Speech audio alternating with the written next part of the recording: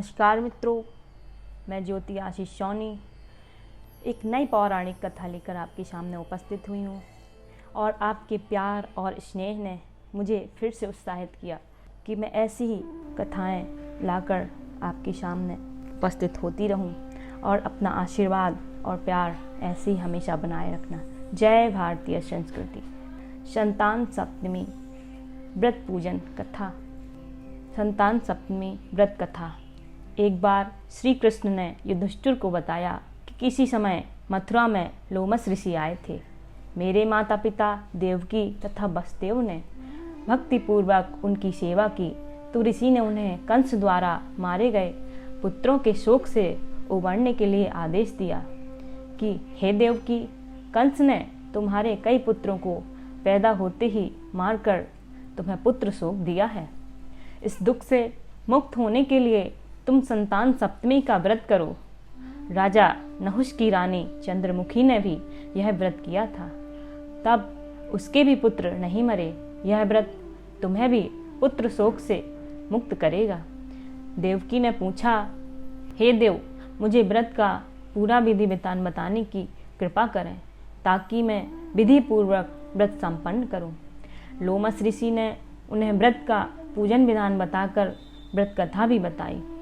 नहुष अयोध्यापुरी का प्रतापी राजा था। उसकी पत्नी का नाम चंद्रमुखी था। उसके राज्य में ही विष्णुदत्त नामक एक ब्राह्मण रहता था। उसकी पत्नी का नाम रूपवती था।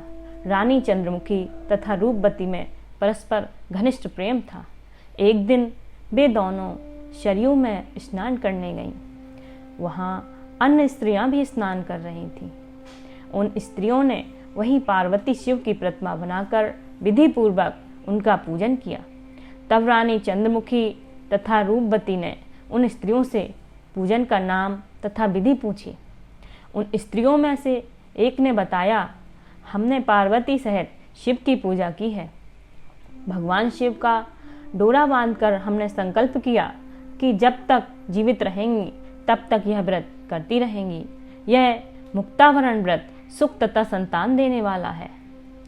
उस व्रत की बात सुनकर उन दोनों सखियों ने भी जीवन पर्यंत इस व्रत को करने का संकल्प करके शिवजी के नाम का डोरा बांध लिया, किंतु घर पहुंचने पर वे संकल्प को भूल गईं।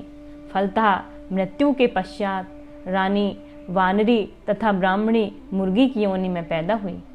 कालांतर में दोनों पशु योनि छोड़कर पुनः मनुष्य योनि में आई। चंद्रमुखी मथुरा के राजा पृथ्वीनाथ की रानी बनी तथा रूपवती ने फिर एक ब्राह्मण के घर जन्म लिया। इस जन्म में रानी का नाम ईश्वरी तथा ब्राह्मणी का नाम भूषणा था। भूषणा का विवाह राजपुरोहित अग्निमुखी के साथ हुआ। इस जन्म में भी उन दोनों में बड़ा प्रेम हो गया। व्रत भूलने के कारण ही रानी इस जन्म में भी संतान सुख से वंचित रही। प्रौढ़ावस्था में उसने एक गूंगा तथा बहरा पुत्र जन्मा, मगर वह भी 9 वर्ष का होकर मर गया। भूषणा ने व्रत को याद रखा था, इसलिए उसके गर्भ से सुंदर तथा स्वस्थ 8 पुत्रों ने जन्म लिया। रानी ईश्वरी ने पुत्र शोक की संवेदना के लिए एक दिन भूषणा उससे मिलने आई। उसे देखते ही रानी के मन में डाह पैदा हुई। उसने भूषणा को विदा करके उसके पुत्रों को भोजन के लिए बुलाया और भोजन में विष मिला दिया, परंतु भूषणा के व्रत के प्रभाव से उनका बाल विवाह का न हुआ। इससे रानी को और भी अधिक क्रोध आया। उसने अपने नौकरों को आज्ञा दी कि भूषणा के पुत्रों को पूजा के बहाने यमुना के किनारे ले जाकर गहरे जल में धकेल दिया जाए, किंतु भगवान शिव और पार्वती की कृपा से इस बार भी भूषणा के बालक व्रत के प्रभाव से बच गए। परिणामतः रानी ने जल्लादों को बुलाकर आज्ञा दी कि ब्राह्मण बालकों को वध स्थल पर ले जाकर मार डालो, किंतु जल्लादों द्वारा बेहद प्रयास करने पर भी बालक ना मर सके। यह समाचार सुनकर रानी को आश्चर्य हुआ। उसने भूषणा को बुलाकर सारी बात बताई और फिर क्षमा याचना करके उससे पूछा कि किस कारण तुम्हारे बच्चे नहीं मर पाए। भूषणा बोली, क्या आपको पूर्व जन्म की बात स्मरण नहीं है?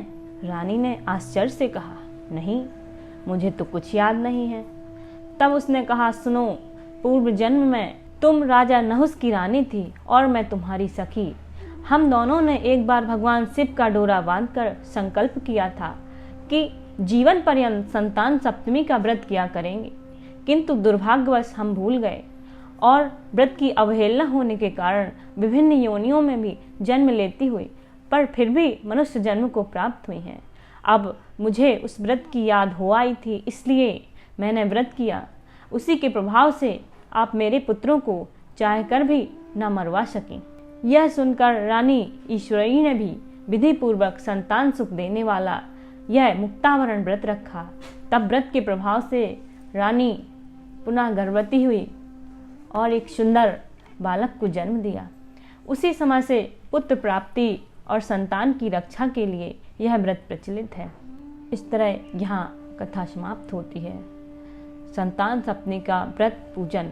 यह व्रत पुत्र प्राप्ति, पुत्र रक्षा तथा पुत्र अभ्युदय के लिए भाद्रपद के शुक्ल पक्ष की सप्तमी को किया जाता है। इस व्रत का विधान दोपहर तक रहता है। इस दिन जामवंती के साथ श्याम सुंदर तथा उनके बच्चे शाम की पूजा भी की जाती है। माताएं पार्वती का पूजन करके पुत्र प्राप्ति तथा उसके अभ्युदय का वरदान मांगती हैं। इस व्रत को मुक्तावरण भी कहते हैं। व्रत कैसे करें? प्रातः स्नान आदि से निवृत्त होकर स्वच्छ वस्त्र पहने।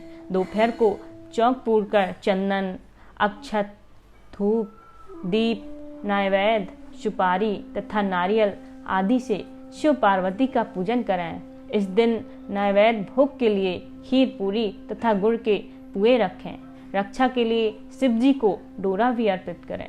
इस तरह की पूजा व्रत विधान पुराणों में दिया गया है और जो भी व्रत कथा को सुनता है, पढ़ता है, उसकी समस्त मनोकामनाएं ईश्वर की कृपा से पूर्ण होती हैं। जय भारतीय संस्कृति। ओम नमः शिवाय, ओम नमः शिवाय, ओम नमः शिवाय। इस प्रकार कथा यहाँ समाप्त होती है। अगर आपको यह ऑडियो अच्छा लगा तो कमेंट बॉक्स पर ज़रूर बताइए और लाइक और सब्सक्राइब करना ना भूलें। ओम नमः शिवाय, ओम नमः शिवाय, ओम नमः शिवाय।